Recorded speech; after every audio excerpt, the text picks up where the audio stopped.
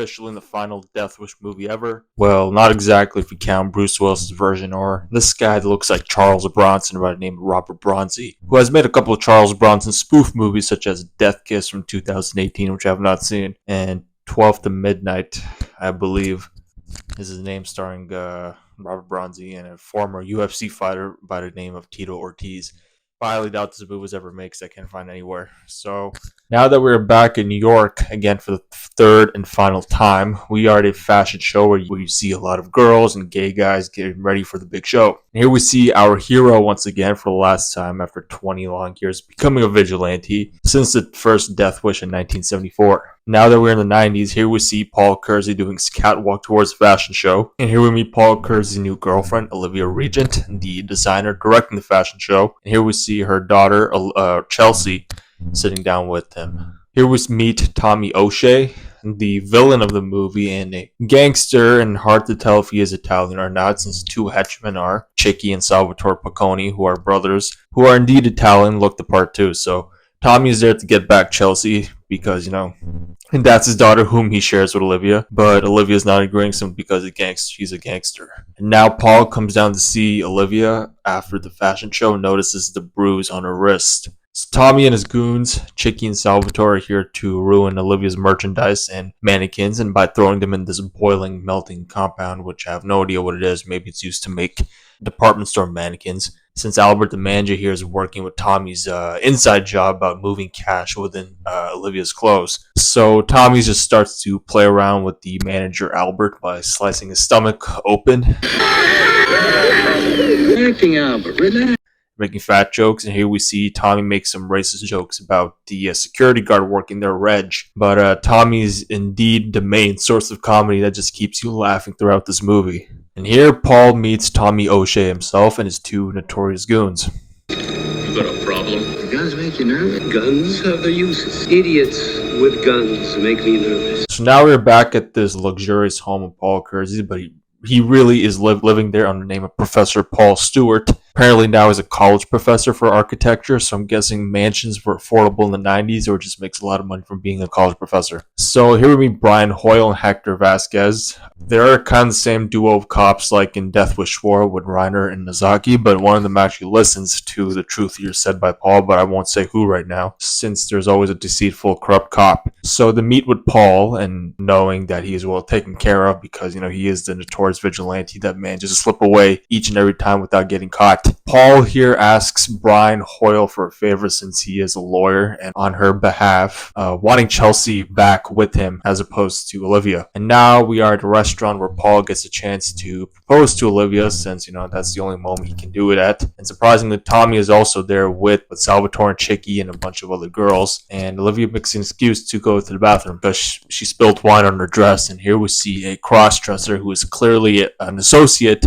of Tommy O'Shea's. So the cross-dresser over here just smashes Olivia's face against the mirror to try to make her ugly for Paul, and his name is actually Freddie Flakes, by the way. He's known for having a dandruff problem.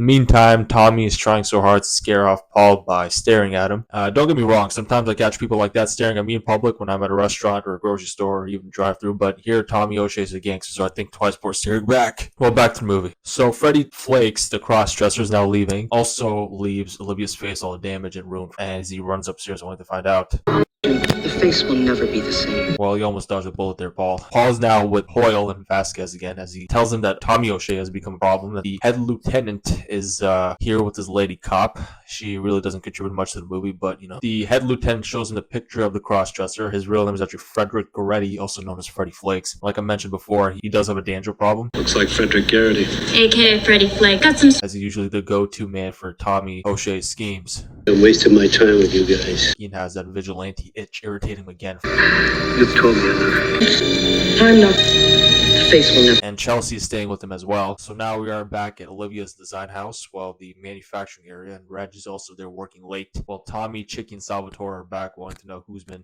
talking shit behind their back. Chicky kills him. Now Albert, the manager's with the lady cop, and insert a microphone wire on Albert to gain some insights and to know that Tommy is the problem, as a form of evidence. Paul falls around Tommy's limo full of his goons as they're looking for protection money, since that is a common Italian mafia way of making money. I don't know if that still exists. So the lady cop setting up the wire attached to Albert's chest in the form of a pen. And Chicky and Salvatore are not as stupid as you think they are. Yeah, they know when a cop is trying to pin a wire on a witness. So the lady cop runs and gets Albert as he walks away in shame. That bitch. And the same reaction a guy today will get rejected by a girl. So she runs, and here we see Freddy Flakes Goretti driving hysterically and pushes Albert into the restaurant window and also kills a female cop as he shoots the car continuously. So I'm guessing the car was bulletproof. So Paul shows up in his Jeep Cherokee and takes a look at her body, and she is obviously dead, and the head lieutenant here is back at the hospital complaining that Paul should let the cops take over the matter. How long you been trying to take these guys down? 16 years. Okay. In 16 years, he couldn't take down Tommy O'Shea, damn. So Paul looks around, sees Chicky leaving his family restaurant, his sister and mother are there cleaning the outside, and sees that Salvatore is collecting a briefcase, which probably is filled with money as well. So Paul brings back Olivia back to her house in the hospital, and inside we see a picture of her on the wall, which is actually one of the images you would find on Google if we were to search up this actress, Leslie Ann Downing. Honestly, I thought her face would look worse after all that mirror smashing, but it looks fine, just a bunch of cuts. So Paul calls up Hoyle about Olivia's testifying in court. Turns out the phone conversation was bugged. Brian Hoyle has Vasquez over at his house, begging him to stay for dinner. Paul shows up to tell Hoyle that Olivia will testify against Tommy O'Shea, and that Hoyle will have an FBI agent present at his house momentarily. Hoyle tells Vasquez Olivia will testify, and the dinner plan is now canceled. Sorry, I gotta make some calls. Paul's back with Olivia, comforting her, and here we see the quote-unquote FBI agent shows up, and Paul looks through the people and notices that it's Freddy Flakes again. Dwight McDonald, Justice Department. Now, how do you know where Paul lives and that Olivia will testify? Strange. Turns out Chicky and Salvatore are also there with Freddy. So Olivia runs and uses the fire escape. If you look closely, there's that is Charles Bronson's stunt double here. The three are upstairs looking for Paul. Paul looks and notices that the guys have found him. So Freddy runs after Olivia.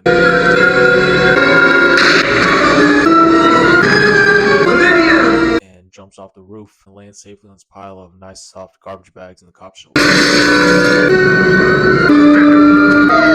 Tommy O'Shea is walking down the courthouse after Olivia didn't show up to testify and is now walking. Put him tomorrow.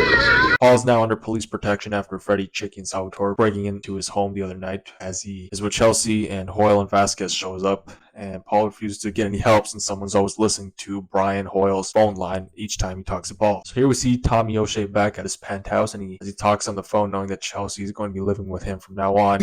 And we get this immature comment from Maxine the bimbo here. Gee, baby, I never knew you felt that way about her. Paul's now out for a jog once again, wearing the exact same shirt from Death Wish 3. Notices that the Tommy's limo and the police are at his house now picking up Chelsea because he has now full custody with legitimate documents to support it, as Paul's maid gives Chelsea her stuff to take with her, with the police also there. She's coming with me. Hell, she is. So Bronson's like, what, 80 years old here? If he was younger, he could have died easily, but I guess they know that killing an old man is not worth it, but Paul's no ordinary old man. So now Paul finds us to take revenge, and this portion of the movie is similar to Death Wish 4, well, without the guidance of a retard pretending to be someone else. So Paul's first stop is, of course, Chicky and Salvatore Piccone's family Italian restaurant. That's their sister working, actually. She looks old enough to be their mother. Paul hides behind the newspaper and gets back up to get a refill on his coffee. He looks at Chicky's cannoli and sprinkles some cyanide powder on it. We get this. You got a problem? You got a problem? You tell him, Paul, son of a bitch is urgent. Yeah, he remembers it well, too. So now we're at Chicky's funeral. I believe I missed it. So Paul is now checking out Freddy Flake's house, and now that Olivia's dead, Tommy has taken over her business and fashion house and has recreated her designs while Chelsea is just sitting there. Next scene, here we see Hector Vasquez and Brian Hoyle's colleague, and of course he is headed towards Tommy O'Shea's penthouse, and he is the one that told Freddy and the Piccone bros to shoot up Paul's house. And just like Phil Nozaki from Death Wish 4, Vasquez is working for the other team. Vasquez tells that Paul Stewart is really Paul Kersey and that he killed Chicky Piccone. So Vasquez leaves, and Salvatore says, "Fuck you" here in Italian. Scumbag. So Paul goes toy shopping for his next scheme and buys a remote control soccer ball he could use to kill Freddy Flakes. Birthday present? Treat for someone special. So now Freddy's back at home with his girlfriend from the funeral. The one that looks like Kate Up. Well, I didn't know she was into crossdresser, so now that we are inside the house, and the two are now headed upstairs to take a bath while Paul is waiting outside and places the remote control soccer ball.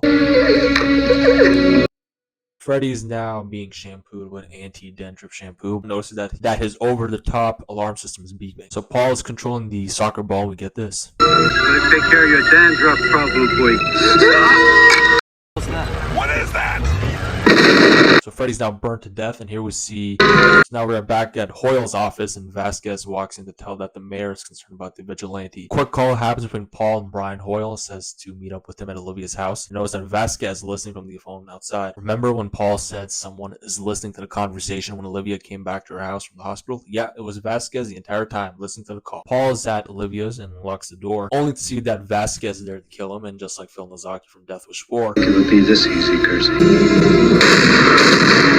Neither did I. So we're back church to see that there's now a funeral for Freddie Flakes, just like Chicky Piccone. And we see a kid running inside with a note in his hand, and it's from Paul Kersey. From the darkness and light. So now we are back at Olivia's Fashion House factory, manufacturing area, to see that there is a wooden package with Salvatore and Tommy's name written on it, only to see that Vasquez's body is in there. So Tommy's back at his penthouse with all of his goons present this time and tells Maxine over here to get something to eat. So Salvatore is crapping himself that Paul Kersey has killed his brother Chico, Freddy, and Vasquez. Now Salvatore might be the next victim. So Tommy suggests a plan by using his daughter Chelsea to lead Paul into a trap at Olivia's fashion house manufacturing area to kill him for good. Maxine does the unthinkable by bringing out the cannolis. Do you not remember?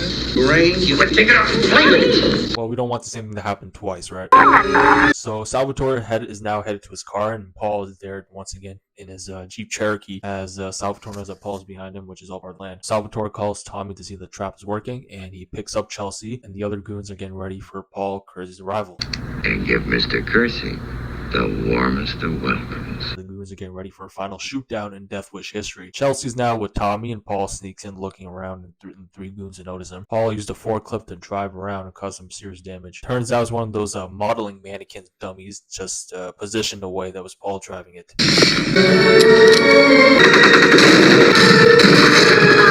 This goon with porn stash over here survives, and Tommy keeps on calling his three goons through the walkie-talkie, but two of them are dead, and one is in Paul Kersey's custody.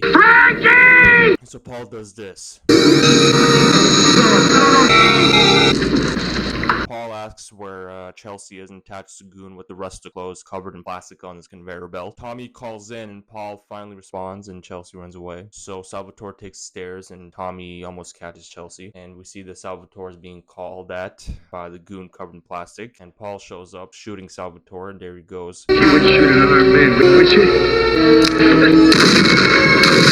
Sliding into that shredding processor, and he is now turned to waste like garbage. So Paul grabs a glass beer bottle and breaks it in half, and we see Chelsea again crying for Paul, and Tommy's still chasing her, and Paul this time sticks his leg out and trips him. So he grabs a beer bottle and damages his face. He gets revenge for damaging Olivia's face from before. So the cops have now arrived with the head lieutenant, while Paul and Tommy are having their vengeful moment, and Tommy shoots the lieutenant. And we're at the final moment of the movie in Death Wish series, where Tommy O'Shea is standing right in front of that melting, boiling solution from earlier used to make mannequins. I don't need anything. You need a bath.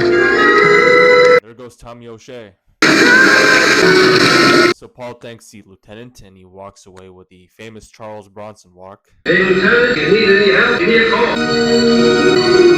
And there you have it, Death Wish 5, The Face of Death. Now, Death Wish 5 is considered one of the worst Death Wish movies according to the internet, but I still enjoyed it. Now for some trivia. The movie was shot entirely in Toronto, Ontario, in Canada. The actor who was playing the Toy Story cashier, pretty sure is the director of the movie, because if you look at the credits section of the movie, you see it says Alan Goldstein. Maybe the A was forgotten, since the director's name is Alan A. Goldstein. And one name I do recognize is Donnie Fauntleroy, who's actually a director of maybe 3 Steven Seagal directed DVD movies, such as Today You Die or Urban Justice. But yeah, all good things do come to an end, and there's the Death Wish movies for you.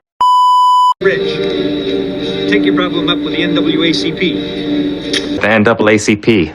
Click that subscribe button and leave a comment and give it a like. I would like to read your opinions and thoughts, and even write down your favorite Death Wish movie. And I do enjoy giving these brief synopsis recaps, since a lot of people are distracted and have ADHD or an attention deficiency and don't want to watch the movie itself.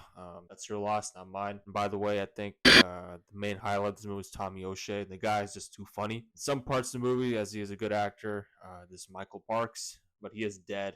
He's been dead since 2017. But I will see you soon in The Mechanic, 1972. Not the Jason Statham one. I know a lot of you know about the Jason Statham one, but a lot of you still don't know that's actually a remake of the original with Charles Bronson from 1972. Care and cheers.